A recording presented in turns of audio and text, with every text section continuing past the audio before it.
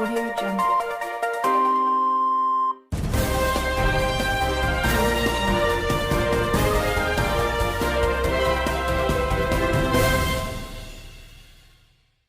Audio Jungle.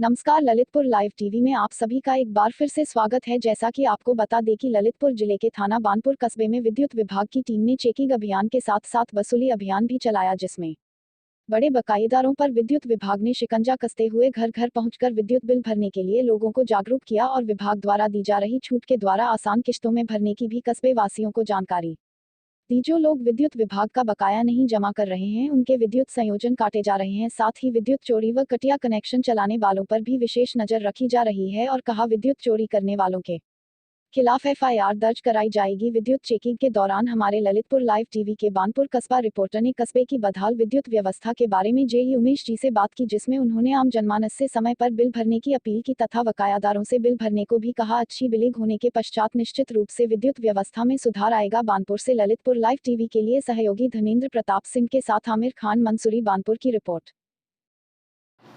इस समय हमारे साथ मौजूद हैं बानपुर विद्युत जेई उमेश जी।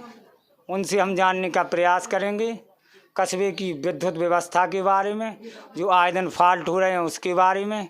आप सबको बताते चलें कि आजकल विद्युत विभाग द्वारा डोर टू डोर सर्वे, कटौती अभियान और वसूली अभियान के अंतर्गत किया जा रहा है।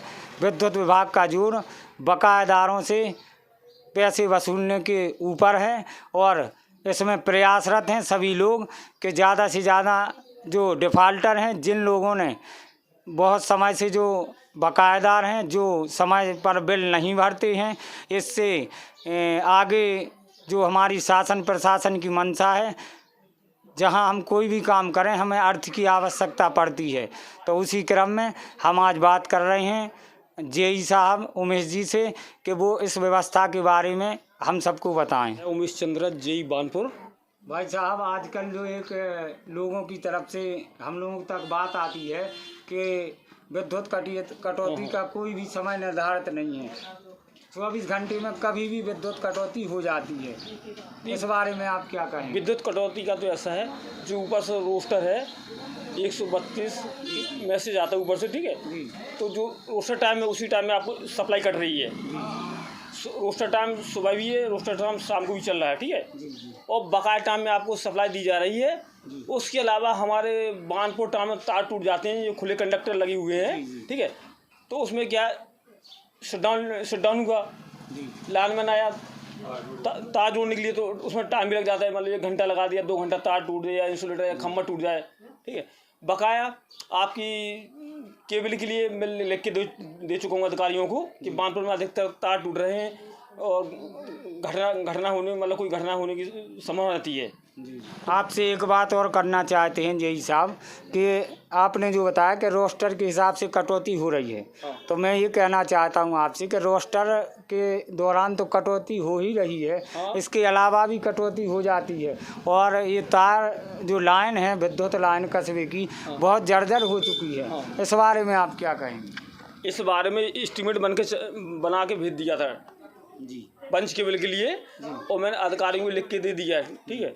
जब ठेकेदार को भी अवगत कराया गया, ठेकेदार द्वारा जब केबल और ये सब व्यवस्था हो जाएगी तो आपके यहाँ केबल कार्य हो जाएगा। आप आम जन नागरिकों को अपने इस बाइट के माध्यम से क्या संदेश देना चाहती हैं? संदेश तो ऐसा है, देखिए हमारे यहाँ कोई मान लो पावर हाउस स्टेशन में कोई समस्या आ गई या मशीन ख़राब हो गई या मान लो फ्यूज उड़ जाते हैं, तभी हम सप्लाई बंद होती है हमारे यहाँ से, ठीक है। जो फॉल्ट ठीक हो जाता है उसका सप्लाई चालू हो जाती है। सबको एक विद्युत विभाग की तरफ से एक संदेश देना चाहता हूँ कि आप लोग राष्ट्र हित में बिजली अवश्य बचाएं, जितनी आवश्यकता हो उतने विद्युत उपकरणों का प्रयोग करें और जो बकायेदार लोग हैं वो अपने अपने बिल जमा करें। क्योंकि बानपुर जैसे गांव में लगभग अभी एसडीओपी साहब से बात हुई थी तो उन्होंने बताया कि बानपुर जैसे कस्बे में जो जिस हिसाब से अर्थ का कलेक्शन होना चाहिए, जिस हिसाब से बिलों को भरा जाना चाहिए, उस हिसाब से नहीं भरे जा रहे हैं।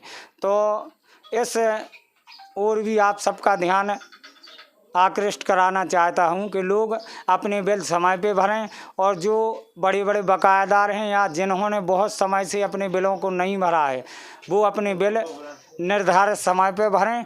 और बड़े बकायेदारों के लिए विद्युत विभाग समय समय पर योजनाएं चलाता है, उनका जो बकाया राशि है वो कई शिफ्टों में वो ले लेते हैं, सहूलियत देते हैं कि आप चाहें तो इंस्टॉलमेंट में भी उस पैसे को भर सकती हैं। जब अर्थ की यहाँ से बाकायदा उगाही होने लगेगी तो हम आशा करते हैं और जेई साहब से भी इस बारे में आश्वासन चाहेंगे कि विद्युत व्यवस्था सुचारू हो जाएगी। अगर आपका बिल अधिक अमाउंट का है वो आप जमा करने में सक्षम नहीं है तो आपको मैं किस्तों में जमा कर सकते हैं। आप आपको पार्ट पेमेंट हम करवा सकते हैं जिससे आपको जमा करने में आसानी हो सकती है। जैसे मान लो आपका बिल 30,000 का बिल है, ठीक है, आप जमा नहीं कर पा रहे हैं इकट्ठा तो आप पार्ट पेमेंट में जमा कर सकते हैं। ठीक है, इस तरह से आपने जेई साहब के विचार सुने और हम आशा करते हैं कि जल्द ही जो यहाँ पर विद्युत की अव्यवस्थाएं फैली हुई हैं ये सही होंगी। बहुत धन्यवाद जेई साहब आपका हमसे बात करने के लिए।